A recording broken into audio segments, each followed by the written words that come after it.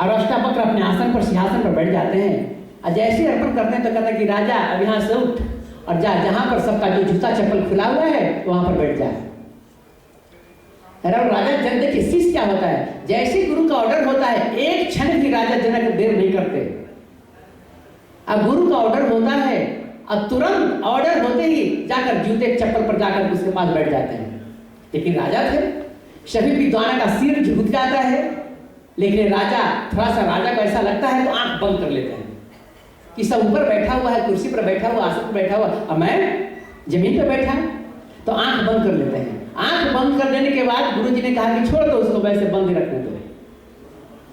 कुछ समय के बाद, कुछ टाइम के बाद जब राजा जनक आंख खोलते हैं तो अष्टावक्र पूछते हैं कि बोलो राजा, जो तुम चाहते थे हुआ या नहीं? उन्होंने कहा कि जी हो गया। तब उन्होंने कहा कि ठीक है, घोड़े पर सवार हो जाओ। और जैसे घोड़े पर सवार होते हैं तो अष्टावक्र घोड़े को भड़का देते हैं, तो घोड़ा भागने लगता है। इन्होंने कहा कि एक रकाब पर पैर रखो, और जैसे भड़काते हैं तो गिरने के भय से ये दूसरे रकाब पर पैर रखते हैं, तो एक मारते हैं जोर से, कहते हैं कि मैंने तो कहा था कि एक रकाब पर पैर रखना, बिना पूछे दूसरे पर क्यों रख दिया? तो मन देने का मतलब इतना हार्ड होता है, इतना कड़ा होता है। तो अगर शिष्य के अंदर श्रद्धा है, विश्वास है, भरोसा है, समर्पण है, तो उस शक्ति का साक्षात्कार होते टाइम नहीं लगता है। वो तो गुरु पर डिपेंड करता है।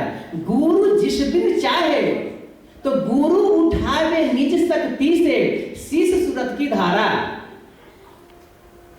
अगर गुरु शिष्य के अंदर अगर ऐसी क्वालिटी आ जाती है तो गुरु तो ऐसे करने से भी उस शक्ति को ऊपर चढ़ा दे सकता है, उठा दे सकता है। लेकिन उसके लिए शिष्य योग चाहिए, गुरु भी योग चाहिए और शिष्य भी। अगर दोनों अगर योग है तो फिर टाइम नहीं लगता है। गुरु चाहिए तत्व विवेचक, प्रश्नोत्तर दे ठीक से भी, और पापी के भी पाप छुड़ावे, भव करवे के ना पड़ी। गुरु तो गली गली फिरे, घर घर कंठी दे, गुरु की कमी थोड़े। तो गुरु की भी कैटेगरी होती है, कोई गुरु होते हैं, कोई सदगुरु होते हैं, कोई कुल गुरु होते हैं, कोई जगत गुरु होते हैं, कोई परमेष्ठी गुरु होते हैं। तो गुरु का मतलब तो साधारण ये होता है जो अंधकार से प्रकाश में पहुंचा दे, उसको हम गुरु कहते हैं। लेकिन सदगुरु जो उस सत्य के साथ पूर्ण रूपेण संयुक्त हो चुका है, उसको हम सदगुरु कहते हैं। कुल गुरु जिसका कुल कुंडलिनी चैतन्य हो चुका है, उसको हम कुल गुरु कहते हैं। जगत गुरु जो जगत नियंता से अभिन्न रूप से संयुक्त हो गया है, उसको हम जगत गुरु कहते हैं। अब परमेष्ठी गुरु तो केवल एक ही है बस, जिसका जन्म मातृगर्भ से नहीं होता है। तो जीवन को उद्धार के लिए, कल्याण करने के लिए स्वयं इस धरा धरती पर जो है प्रकट होते हैं, अवतीर्ण होते हैं, उनको हम परमेष्ठी गुरु कहते हैं। तो हमारे बाबा जी महाराज जो है परमेष्ठी गुरु ही हैं, जिनका जन्म मातृगर्भ से नहीं हुआ है। अब कब से है पता नहीं, कोई अंदाज ही नहीं आज तक लगा पाया कि बाबा जी का एज क्या है। तो जिनको चाहते हैं, जिनका सौभाग्य होता है, दर्शन का फल उनको मिलता है। बाबा जी कभी भी किसी के पास कहीं भी आ जा सकते हैं, उनको कोई रोक नहीं है। तो उन्हीं की कृपा से सत्संग का भी आयोजन होता है। जब उनकी कृपा होती है, परमात्मा की कृपा होती है, तब ये माइंड में बात आती है कि मुझे सत्संग कराना है। ऐसे नहीं आता है, ऐसा नहीं होता है। बिनु सत्संग विवेक न होई, और राम कृपा बिनु सुलभ न सोई। बिना उनकी कृपा के बिना ऐसा आयोजन भी नहीं होता। पता नहीं किस जीवन का कल्याण लिखा हुआ है मेरे हाथों से, पता नहीं है। मैं तो आ गया, मुझको लाने वाले थे, जाने वाले तो वही ना है। लेकिन जिनसे एक नट बोल्ट समझते हैं आप, जो कसा जाता है, तो जिस नट में मेरा बोल्ट कसा जाए, नट कसा जाए, मेरा शीशे है। तो पूर्व जन्म से जब लाहरी वहां से रानी खेत में इनका ट्रांसफर हो गया था, जब बाबा जी महाराज के पास गए थे, तो हिमालय के बहुत सारे लोग दीक्षा लेने के लिए बाबा जी महाराज के पास आए। तो दो व्यक्ति को दीक्षा नहीं दिए, बोले कि श्यामा ये दोनों का दीक्षा तुम दे दो, क्योंकि इन दोनों से पूर्व जन्म का संबंध तुम्हारा है, मेरा नहीं है, इसलिए तुम दो दीक्षा। तो फिर दो व्यक्ति को दीक्षा लाहिरी महाशय दी। तो पूर्व जन्मों का संबंध इसमें यही है कि पूर्व जन्मों का संबंध अगर हमसे होगा तो उनकी दीक्षा हो जाएगी।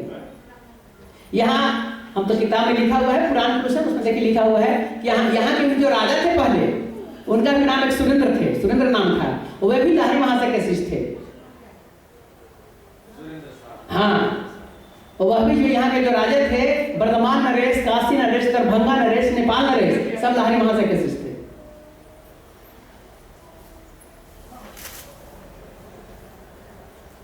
अब फिर उसके बाद में एक नाम हमको मालूम नहीं है, फिर उसके बाद हमारे गुरु जी के पास गए थे, तो दोनों गए थे, हेलीकॉप्टर से शायद गए थे, ऐसा हम देखे नहीं सुने हैं कि जब हेलीकॉप्टर से गए थे फिर तो दीक्षा लेकर के आए थे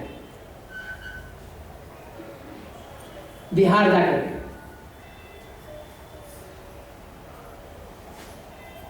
तो पूर्व जन्मों का संबंध है, रिलेशनशिप बना हुआ है। ऐसे भी भारत बिहार और नेपाल में निकट निकट नहीं है, संबंध तो बना हुआ है।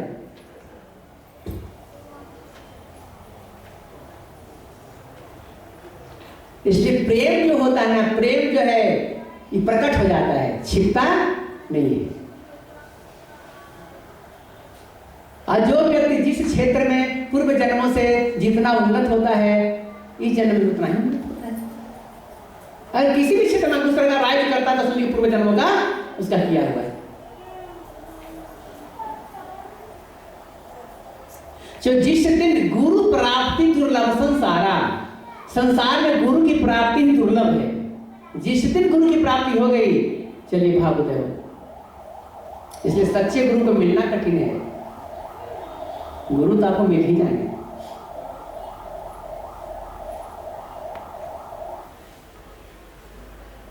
और क्या बोलना है? नहीं,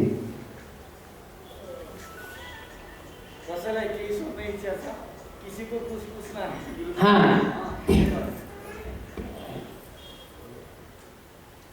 किसी को कोई पूछना है तो आप पूछ लीजिए, पूछ सकते हैं, लेकिन बहुत छोटी एक ही सवाल पूछिए, ज्यादा मत पूछिए। आपका सबसे महत्वपूर्ण सवाल कौन लगता है, बस वही पूछिए। पूछने तो ऐसे लोग पूछने लगे तो बहुत सारे पूछ देंगे। हाँ, वो सब कोई मायने नहीं रखता है। जो साधन संबंधी बातें हैं, अध्यात्म संबंधी बातें हैं, यही पूछना ज्यादा होता है।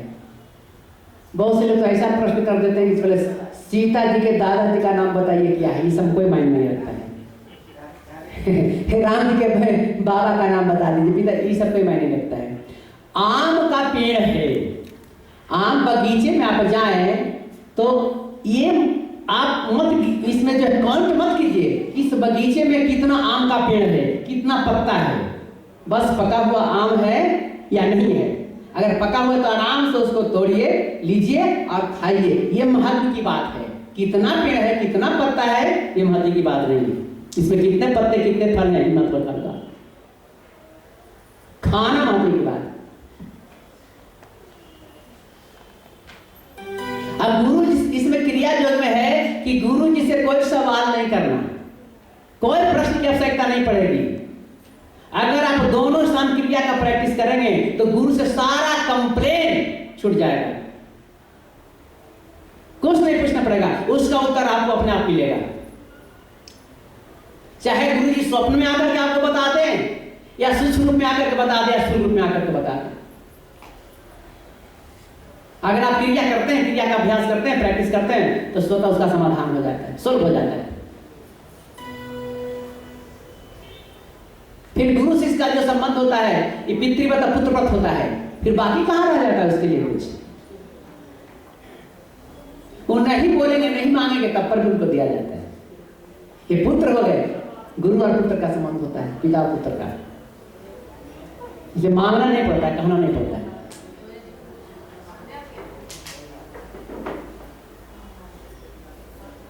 तो जो हिंदी भाषी रहे तो समझते होंगे, भाषा तो समझते ही होंगे, नहीं समझते? कुछ नहीं, अब बोल नहीं सकते लेकिन समझ तो सकते हैं।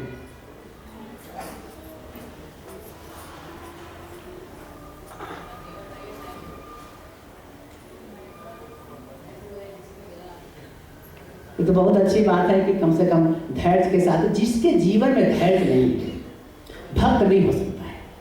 भक्ति में धैर्य अति आवश्यक है। हम परमात्मा को अपने पास बुलाने के लिए विवश नहीं कर सकते हैं। मेरा कार्य केवल है भक्ति करना। वो अधिक टाइम पर भी आ सकते हैं या कम टाइम पर भी आ सकते हैं, उनकी मर्जी है, लेकिन मेरा काम है धैर्य के साथ भक्ति करते रहना। एक दिन स्वयं आ जाएंगे।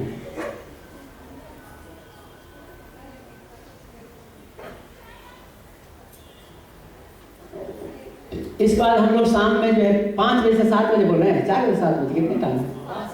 हाँ ठीक है, 5 से 7 या 8 ऐसा हो जाए। 5 बजे से हम लोग फिर बैठेंगे, सत्संग पर वचन होगा।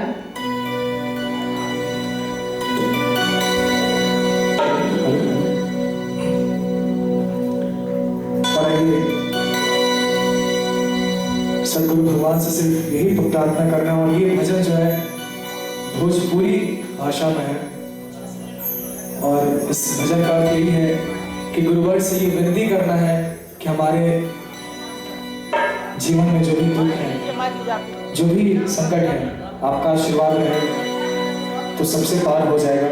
और गुरु जी से विनती क्या करना है? हे गुरु जी रउआ के तपार उतारे के पड़ी, हे गुरु जी रउआ के तपार उतारे के पड़ी। और हम चाहेंगे जो भी भक्त यहाँ उपस्थित हैं सभी तालियां बजाएं तो भजन का आनंद ज्यादा आएगा।